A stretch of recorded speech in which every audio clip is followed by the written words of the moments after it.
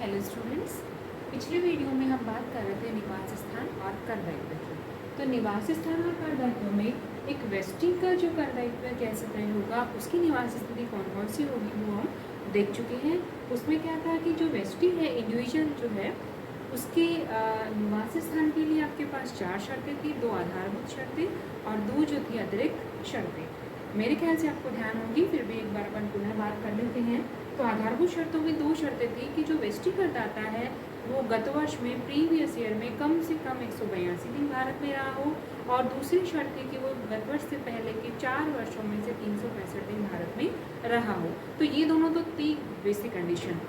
फिर की 2 additional conditions और थी। तो उसमें क्या था कि जो वेस्टी करदाता है वो गत वर्ष से पहले के 7 वर्षों में कम से कम 730 दिन भारत में रहा हो, और गत वर्ष से पहले के 10 वर्षों में कम से कम 2 वर्ष वो भारत में रहा हो। तो अगर कोई इंडिविजुअल इन चारों कंडीशन को पूरा करता है तो वो निवासी होगा।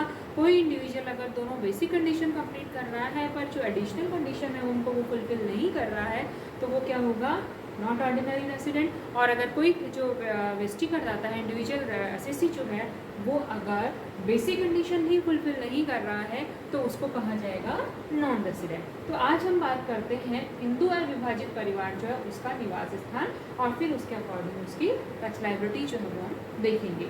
तो एचयूएफ जो है, हिंदू अनडिवाइडेड फैमिली जो है, उसमें क्या है कि जो हेड ऑफ द फैमिली है, एचयूएफ जो है उसका हेड जो है, कर्ता व्यक्ति जो है, गत वर्ष में अगर वो आधारभूत शर्त और अतिरिक्त शर्तों को पूरा करता है, तो अगर वो आधारभूत शर्त भी पूरी कर रहा है, अगर वो अतिरिक्त शर्त भी पूरी कर रहा है, और अगर उस आपके एचयूएफ का जो प्रबंध और नियंत्रण है, एचयूएफ फैमिली जो भी बिजनेस कर रही है, उस बिजनेस का जो मैनेजमेंट है, जो कंट्रोलिंग है, उसका कोई भी पार्ट अगर इंडिया में सिचुएटेड हो तो उसको क्या कहा जाएगा, रेसिडेंट एचयूएफ, निवासी हिंदू अविभाजित परिवार। और अगर मान लीजिए हेड ऑफ द फैमिली जो है वो आधारभूत शर्तें तो पूरी कर रहा है लेकिन अतिरिक्त शर्तों में से कोई एक या दोनों की पूर्ति नहीं कर रहा है, और प्रबंध और नियंत्रण जो भारत में स्थित है, तो उसको कहा जाएगा नॉट ऑर्डिनरी रेसिडेंट। और अगर कोई भी एचयूएफ जो है, एचयूएफ का जो हेड है, वो अगर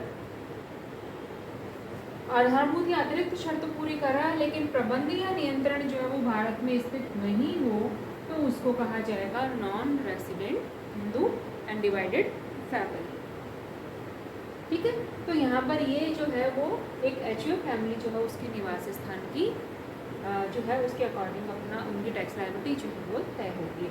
फिर हम बात करते हैं फर्म जो है या जो व्यक्तियों का समुदाय है, एसोसिएशन ऑफ पर्सन। तो फर्म और एओपी जो है वो कभी भी नॉट ऑर्डिनरी नहीं होगी, वो या तो रेसिडेंट होगी या नॉन रेसिडेंट।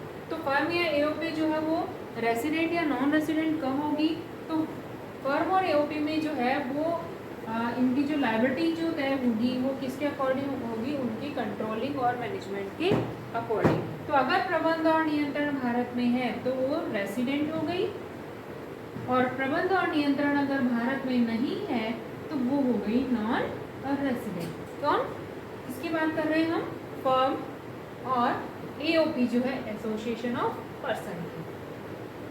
फिर बात आती है कंपनी।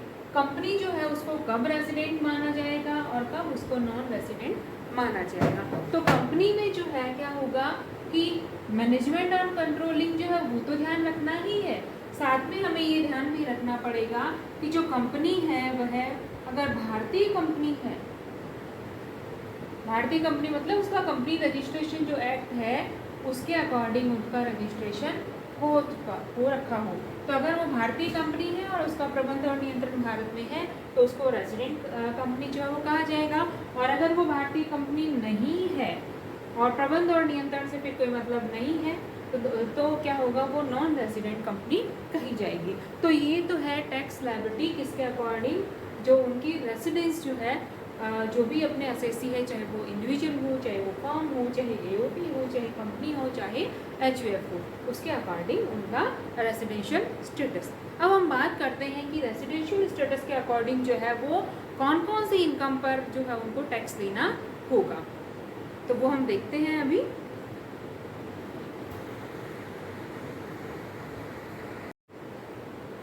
तो हम बात कर रहे थे निवास स्थान के आधार पर जो है करदाता की कुल आय का क्षेत्र tax liability according to the residential status of assessee.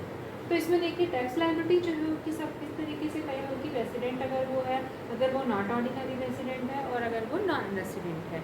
तो इसमें सबसे पहले है कि इनकम जो है वो अगर अर्न और रिसीव, मतलब उपार्जित भी इंडिया में हुई हो और रिसीव जो है प्राप्ति भी अगर उसके इंडिया में हुई हो, तो वो क्या होगा, तीनों तरीके के जो करदाता है, चाहे वो निवासी हो, रेसिडेंट हो, चाहे वो असाधारण निवासी हो, नॉट ऑर्डिनरी रेसिडेंट हो, और चाहे वो नॉन रेसिडेंट हो, तीनों तरीके के जो करदाता हैं उनके लिए क्या होगी, टैक्सेबल होगी।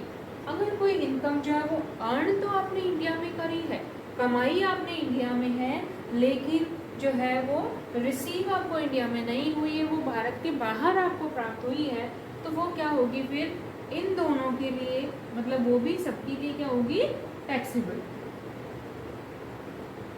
तीनों तरीके के करदाताओं के लिए। अगर कोई इनकम जो है वो रिसीव तो इंडिया में हुई है लेकिन अर्न इंडिया में नहीं है, मतलब प्राप्ति तो उसकी भारत में हुई है लेकिन वो कमाई आपने भारत के बाहर है, विदेश से कमाई है, तो उसमें भी क्या होगा, वो भी तीनों जो करदाता है, तीनों टाइप के, उनके लिए टैक्सेबल होगी। और अगर कोई इनकम आपकी ऐसी है जो आपने ना तो इंडिया में अर्न की है, कमाई है, और ना ही वो आपको इंडिया में प्राप्त हुई है, but related to the business controlled in India, लेकिन वो ऐसे व्यवसाय या पेशे से संबंधित है जिसका कंट्रोलिंग जो है, जिसका प्रबंध या नियंत्रण जो है भारत में स्थित है, तो वो क्या होगा कि वो रेसिडेंट के लिए टैक्सेबल होगी, कर योग्य होगी, और नॉट ऑर्डिनरी रेसिडेंट जो है उसके लिए भी टैक्सेबल होगी, लेकिन वो नॉन रेसिडेंट जो है उसके लिए टैक्सेबल नहीं होगी। फिर है foreign income before previous year remitted to India, मतलब कोई भी विदेशी आय जो गत वर्ष से पहले। अब देखिए आपके सामने क्वेश्चन आप देख रहे हैं, इसमें क्वेश्चन दे रखा है, during the financial year 1920 Ramchandra had the following taxable income. अब इसमें फर्स्ट दे रखा है salary income received in India for the services rendered इन पाकिस्तान, और 1 लाख है पाकिस्तान में दी गई सेवाओं के लिए भारत में प्राप्त वेतन। दूसरा उसको दे रखा है कि भारत में पेशे से आय परंतु जापान में प्राप्त की गई 30,000। तीसरा दे रखा है मलाया में संपत्ति से आय जिसमें से 30,000 रुपये जो उसने भारत में बेचे और 60,000 की उसको कुल इनकम हुई। नेक्स्ट दे रखा है इंदौर में व्यापार से अर्जित लाभ 50,000।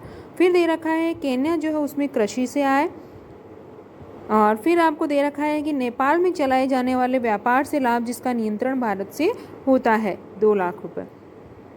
और लास्ट आपको दे रखा है गत वर्ष में संयुक्त राज्य अमेरिका से भारत लाए गए भूतकालीन लाभ जिन पर पहले भी कर नहीं लगा था, past untaxed profit remitted to India during the previous year from USA. अब इसमें आपको पूछा क्या है कि जो असेसमेंट ईयर है, जिसे अभी फ़िलहाल जो असेसमेंट ईयर है वो 2021-22 है, तो उसमें टोटल इनकम जो है वो आपको कैलकुलेट करनी है। और अब तीनों कंडीशन इसमें दे रखी है कि यदि वह भारत में निवासी हो, यदि वह भारत में असाधारण निवासी हो, या वो अनिवासी हो। तो देखिए आइए अपन सॉल्यूशन देखते हैं। तो इसमें देखिए फर्स्ट इनकम दे रखी है कि भारत में उपार्जित या प्राप्त। अब फर्स्ट जो है वो आपको दे रखी है पाकिस्तान में दी गई सेवाओं के लिए भारत में प्राप्त वेतन। अब देखिए ये जो इनकम है पाकिस्तान से आपको 1 लाख रुपए मिले, ठीक है, और लेकिन ये सेवाएं कहाँ, मतलब प्राप्त आपको कहाँ हुई है, भारत में। तो ये जो आपकी 1 लाख की इनकम है ये अपन देखेंगे कि सभी जो टैक्स असेसी सभी टाइप के आप देख रहे हैं इसमें सबके लिए क्या है, टैक्सेबल है। फिर नेक्स्ट आपको दे रखा है भारत में पेशे से आय परंतु जापान में प्राप्त की गई 30,000। अब ये प्राप्त तो आपको जापान में हुई है लेकिन है कहाँ की, भारत में पेशे से है, तो अर्न यहाँ पर करिए आपने 30,000। तो आप ये देखेंगे इसमें दे रखा है ये कि भारत में पेशे से आय जो जापान में प्राप्त की गई 30,000, तीनों की उसमें टैक्सेबल है।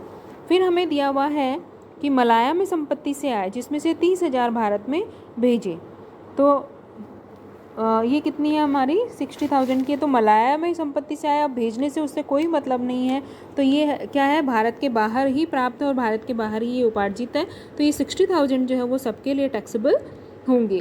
फिर हमें दे रखा था इंदौर में व्यापार से अर्जित लाभ, तो ये भारत में ही अर्न और भारत में ही रिसीव है 50,000, तो ये आप देखेंगे कि सबके लिए ये टैक्सेबल है। फिर नेक्स्ट था केन्या में कृषि से आय। तो आपको मैं पहले भी बता चुकी हूँ कि कृषि से आय जो है वो क्या होती है, एग्जम्प्ट होती है। तो कृषि से आय कितनी है हमारी, 1 लाख की। लेकिन ये कृषि से आय जो है वो कहाँ है, केन्या में है। तो इंडिया में अगर कृषि से आय तो वह एग्जम्प्ट होगी, लेकिन ये विदेशी आय है तो ये क्या होगी, केवल रेसिडेंट के लिए टैक्सेबल होगी। फिर हमें दे रखा है कि नेपाल में कोई व्यापार चल रहा है और जिसका कंट्रोलिंग कहाँ से हो रहा है, इंडिया से हो रहा है, तो इससे इनकम आपकी 2 लाख है। तो ये अपन ने बात की थी कि अगर कंट्रोलिंग जो है वो अगर इंडिया में हो रही हो तो वो रेसिडेंट और नॉन रेसिडेंट जो है वो दोनों के लिए टैक्सेबल होगी। और लास्ट है कि पहले की गत वर्ष से पहले कोई आय है जो अमेरिका से कमाई और वो आप भारत में लाए, वो 1 लाख है, तो वो केवल किसके लिए टैक्सेबल होगी,